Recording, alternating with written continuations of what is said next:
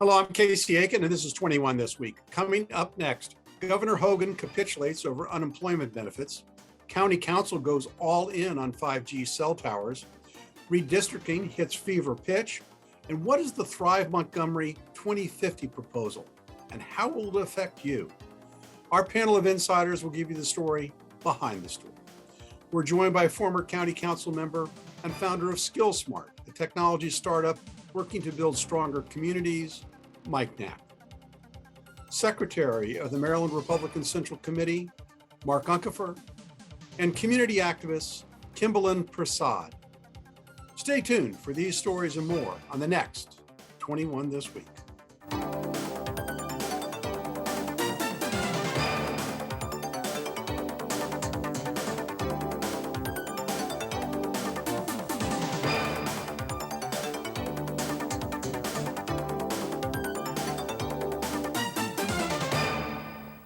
One of the most sacred Montgomery County governance icons is the 1964 General Development Plan, which has controlled land use in the county for the past 5 decades, and which has produced great suburban, rural, and urban communities. Now, in a bit of unrecognized hubris, the County Council is seeking to re-envision, not reinvent, the existing general plan with a new master plan, euphemistically called Thrive Montgomery 2050. Don't you get suspicious when you hear titles like that? Thrive Montgomery 2050. On July 9th, the coalition of 29 neighborhood associations wrote to the County Council requesting significant changes to the initial draft of the Thrive Montgomery 2050 General Plan. Here to discuss her concerns is Kimblyn Persaud, president of the Wheaton Regional Park Neighborhood Association, one of the signatories to that letter. Welcome back, Kimblyn. Thank you for having me. So according to the county website, Thrive Montgomery 2050 isn't about reinvention. It's about making sure what is great about Montgomery County continues into the future and about creating solutions to improve what needs to work better. So doesn't a 60-year-old plan need updating? Please tell us why you're seeking changes to the draft proposal. I agree. It does need changing. It does need to be looked at, but we need it to be a deliberate, thoughtful, seen through the lens of the economic and racial equity lens. And we need all communities to be engaged in this process since it's going to determine how we live for the next 30 years. And that simply wasn't done. So this Thrive Montgomery 2050 is not a plan. It's an ideological wish list that really shouldn't even be considered right now. We are just coming out of a pandemic. We don't know how or what this is going to look like. We have a lot of office space that is not being filled. People have lost their jobs. People's lives have changed. And here we are rushing through this process. And it's actually quite shameful. So what are the 3 key elements of the plan are economic health, equity, and environmental resilience. And we don't really have enough time to go into all 3 aspects today, but let's just talk about transportation and housing. What are your concerns about those 2 aspects of the plan? Well, in their world, they want to create a 15-minute walkable, bikeable community called Complete Communities. The reality of that is that they want you to walk to work, do your shopping, your services, and then walk back home. You have to have jobs in order to do that. And there's no jobs. So the first order of business is to have jobs. And then you're talking about this walkable, bikeable community. Well, every community is different. The community that I live in, Wheaton, people are in the service industry and rely on their jobs as not just a mode of transportation, but that is their jobs. They're the landscapers. So they need their vehicles to get to and from work. So this is not being realistic to have this 15-minute walkable, bikeable community, when the reality is we don't have jobs in our community that would sustain us to have these housing. And we're not going to give up our cars. This is a suburb. Period. And the problem, and we're not going to be able to walk and bike down Georgia Avenue in these major thoroughfares. It's dangerous, not realistic. And there are other parts of the county that aren't really sort of conducive, like the western part of the county, on Right. Poolsville, and the northern part of the county as you get up towards Boyd's and those areas. But doesn't it make sense in an era where we need additional development and we need affordable housing that we try to create these types of communities? Well, the only problem is that it does not create affordable housing. And they've moved away from that to attainable housing. Attainable for who? So what they're proposing is to eliminate single family homes and in their place put up duplexes, triplexes, and quadplexes on these R60s. And so the reality is, you're driving up our property values, you're increasing our property taxes. And what's going to happen is that people are not going to be able to afford to live here, especially the low income immigrant community that's here in Wheaton and White Oak. So their plan doesn't solve any of the problems that they're purporting to solve. But we only have about a minute left. So how is the transportation portal affected by this plan? Well, the transportation portal it's affected. It's not existent. I mean, it's not realistic. The BRT, where do you even start with this? It's just, the plan is incomplete and it should not even be discussed. We have bigger and serious things to discuss with this fallout with the pandemic. So as we wrap up this segment, Kim, and I appreciate your coming on today, it seems that one of the key components is there's been a lack of transparency and a lack of citizen involvement.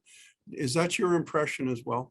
Yes, because it's a blanket. What they did was just a blanket view of Montgomery County. Every community is different. They did not go into every community and speak to the community to see what our needs are. Wheaton, for example, where I live, we have the complete community. We have the different variations of housing income. We have racial equity. We have it all right here in Wheaton, yet they're trying to change it and push people out. Well, Kim, thank you for bringing this to our attention and thank you for being here today. We appreciate your comments and thank you for being on the show. Appreciate it. Thank you so much. Thank you for having me. And we're going to bring in our regular panelist, and I'm going to start with former council member Mike Knapp. Mike, you may have heard in my discussion with Kimblyn that at the very end, I brought up the question about process. And my question is about the process that's being followed. And this past year has been unusually difficult for citizens to express their concerns regarding government proposals. Zoom may work for a lot of things, but it doesn't always work in public policy. So has the council and the planning board been transparent with its plans? And has the lack of public in-person meeting produced or reduced citizens' involvement here? Well, I mean, I think there's always a challenge when you're addressing land use. People feel very impassioned about land use in Montgomery County. And I think that this process started back in 2019. And I think people have laid it out. That's when the planning for this began. I think that there's an element of those people who like to show up in person. As chair of the college, one of the things we found over the course of the last year and a half is we've actually been able to get much better engagement with using things like Zoom to be able to pull people into meetings that we wouldn't typically get participation for.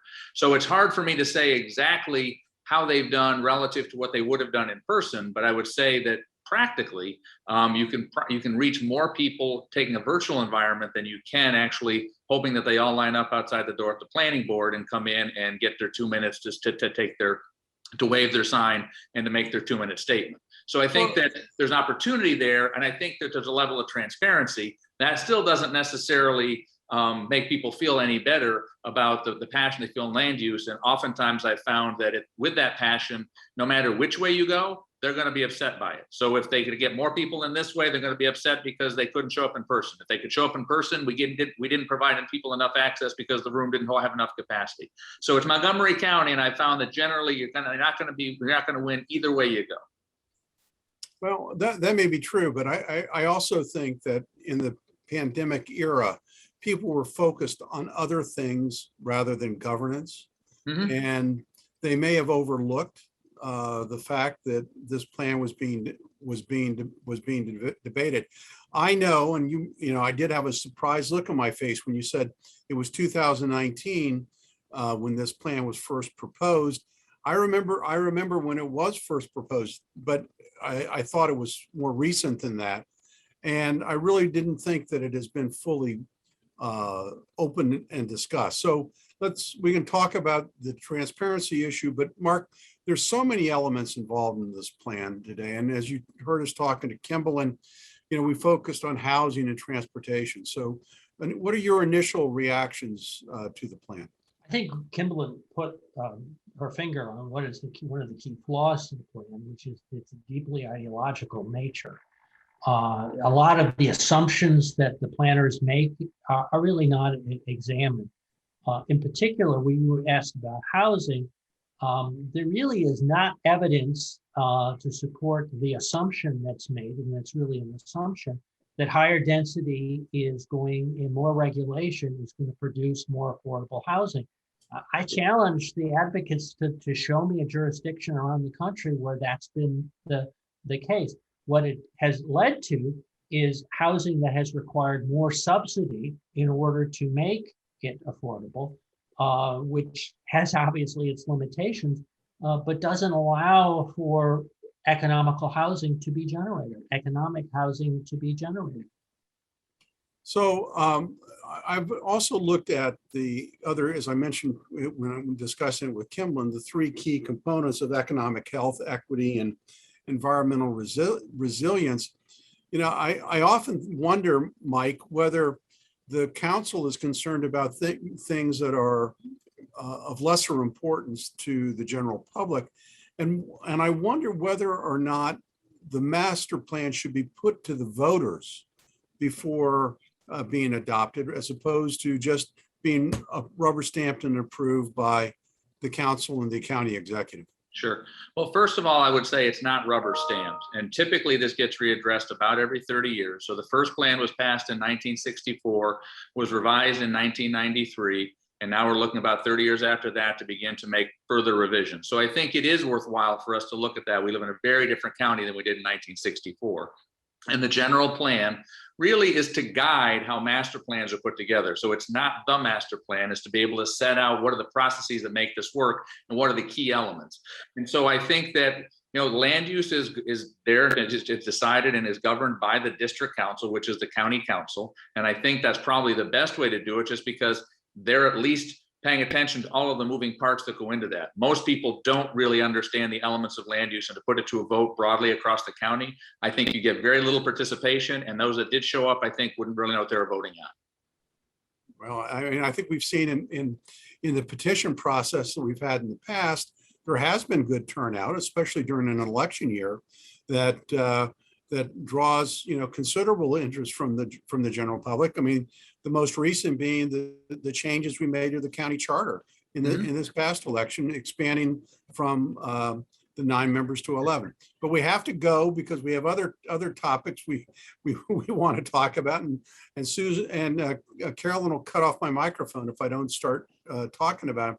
And when we come back from this short break, the county council goes all in on 5G despite public concerns. Stay tuned.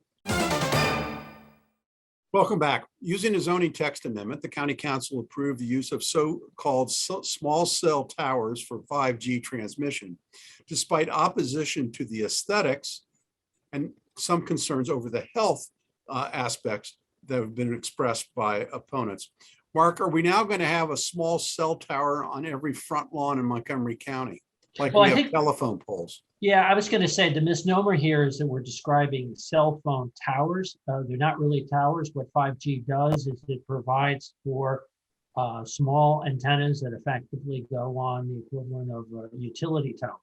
The rules that were designed were for towers, obviously much larger, higher and larger. So I think there's a lot of misinformation about this, and just addressing the health issue. If you're going to follow the science, there's absolutely no science associated with health hazards as a result of these. Again, not towers, but antennas. So Mike, we are a technologically driven society, particularly in a community like Montgomery County, which is middle class and affluent. Is this the right decision? We need our data. Well, I think it's the right decision because that's what the federal law is required that the county has to do.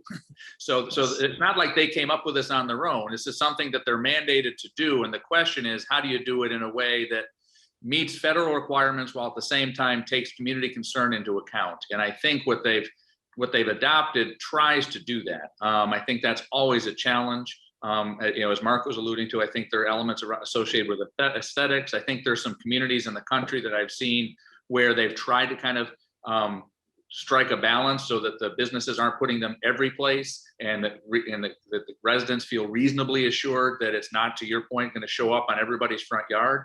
But they had to do something because the federal government required they had to do something. So I think they struck a reasonable balance. So I think it's never great, but I think it was a reasonable path forward. All right, well, let's moving on. This week, Baltimore Circuit Court Judge Lawrence Fletcher Hill blocked Maryland Governor Larry Hogan's decision to cut off federal unemployment benefits. Mark, Governor Hogan caved and said he would not appeal. What was his reasoning for that? Well, I think he figured he'd cut his losses and go home on this. One of the great things about our federal system is we get to compare what works in different jurisdictions, and we are seeing that those jurisdictions that have tried to move more quickly to normalcy have had their economies responded quickly, and I think that's what he initially was trying to accomplish. But in response to that, Mike, I mean, Governor Hogan's argument was we need the workers, and they're staying at home because they're getting paid too much in unemployment benefits. I think there's a balance that needs to be struck there. So if $300 is too much, then they probably weren't getting paid very much in the first place. And so I think what you're starting to see is the economy trying to figure out where that right middle ground is, where that sweet spot is, and what an hourly worker is making. And so I think you're seeing folks who didn't have particularly good business models paying people $8 an hour, not finding that that's not working. And so I think you're getting to a point where there are jobs with reasonable salaries and hourly wages that you're starting to see people come back. And I think that you've got some folks who are still on both edges of that spectrum. Those who are still getting the $300 and are staying home, those people are paying too little and can't find workers. And you're finding those folks who are getting to that middle path are actually getting workers back into their offices. Well, I think Governor Hogan just got tired of the negative headlines in the Baltimore Sun and the Washington Post, and I think he's been tired of the Post and the Sun a long time. That didn't happen this week. You mean 8 years, maybe? Okay. So our last topic is, while the two major political parties in Maryland are jockeying for position, the Maryland Citizens Redistricting Commission, which was created by Governor Larry Hogan, will hold its first virtual public meeting next Wednesday. This is the reason I'm bringing this up, boys and girls. The meeting is next Wednesday, July 21st, for residents of Montgomery County. Mark, what's the purpose of this meeting? Well, one of the things that folks should strive for in redistricting is being able to include communities together, compactness and the areas of interest that are shared to be included in the same district. And so in particular, for example, this is an opportunity for communities to express their desire to be included all in the same district, and to have their interests all represented by one particular representative. So hearing that information is going to be very useful for the process. Well, the Democrats also have a committee formed to counterbalance the governor's committee. And Mike, ultimately it comes down to who's got the juice, who's got the power and the upper hand to create the redistricting plan. Is it the governor or the House of Delegates? Well, the thing that's exciting to me is, for the first time, or at least for in a while, we actually get both sides have to have a conversation. The last time we did this, there was a Democratic House and there was a Democratic governor. And so the Democrats passed what they thought was good for the Democrats. And we know that redistricting is one of the truly political activities that occurs. And the fact that now you have to have the governor and the House having a conversation, I think is a good thing, and allows us to move forward to something that may not be quite as gerrymandered as we've seen. Maryland has some of the most gerrymandered districts in the country, and I think we need to address that. And so I'm excited, and I think if you look at some of the challenges we have as it relates to partisanship in this country, the gerrymandering that has gone on is a significant contributing factor. It's not the only thing, but it certainly is contributing to that. So I'm hopeful we get to a better place. Well, I love telling this story. I was asked to give a speech up in Carroll County, and I mentioned the fact that my congressman is Jamie Raskin. And even though I've met Congressman Raskin when he was a delegate, it was through other means, but I didn't think he even knew where Potomac actually was. And I was shocked to find that he was the congressman for that jurisdiction, that part of Carroll County at the same time. All the way to the Pennsylvania border, that district goes. No, it's well, same thing with with Congressman Trone's district. Comes straight from the river all the way, follows all the way the river all the way up to Western Maryland. It's crazy. Well, I think, and I hope that, I guess that, something comes more rational out of this, that more resembles the county lines and natural breaks in constituency than we've seen in the past. I'm sure. I don't know if we're ever going to get there, though. It'll be interesting to see. So I would like everybody to stay tuned when we come back for Parting Shots. And welcome back. Now with Parting Shots, Mark Uncapher. Thank you, Casey. We talked a little bit about the Thrive plan already, but one of the areas that we didn't talk about is the sort of deeply ideological assumptions about transportation policy, and that is to make driving so miserable that people will use public transportation, which is probably also a way of driving people out of the county.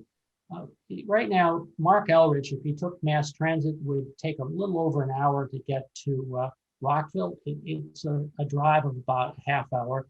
Most people faced with that choice do what makes sense, and that is to drive. And that's an assumption that really needs to be baked into that plan.